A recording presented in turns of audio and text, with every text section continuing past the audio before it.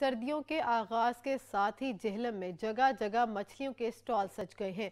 मुख्तलिफ अकसाम की मछलियां स्टॉलों पर फरोख्त होने लगी हैं, लेकिन गुज़िश्ता सालों की निस्बत इस साल मछली की कीमत में इजाफा देखा जा रहा है। इसी पर रिपोर्ट करेंगे बाबर हुसैन। सर्दियों के आगाज के साथ ही जेल में जगह जगह मछलियों के स्टॉल सज गए। मुख्तलिफ इकसाम की मछलियां स्टॉलों पर फरोख्त हो रही हैं, लेकिन गुज़िश्ता सालों की निस्बत इस साल मछली की कीमत में भी इजाफा देखा जा रहा है। मछली हम जी रोहू खरीदने आए हैं, लेकिन बहुत महंगी है मछली।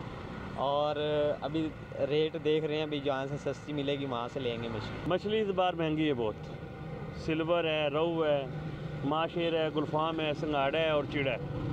और जो इस दफ़ा है ना, मछली तकरीबन 70 से 50 रुपये और 100 रुपये किलो के दरमियान महंगी है। मछली सर्दियों की सौगात है, मगर बढ़ती हुई महंगाई ने मछली के गोश्त को भी आम और मुतवसत तबके से दूर कर दिया है। बेशतर गाहक मछली का रेट ही पता करते हैं और वापस लौट जाते हैं। कैमरामैन हसनैन अली के साथ बाबर हुसैन, ब्यूरो चीफ, सच न्यूज़, जेहलम।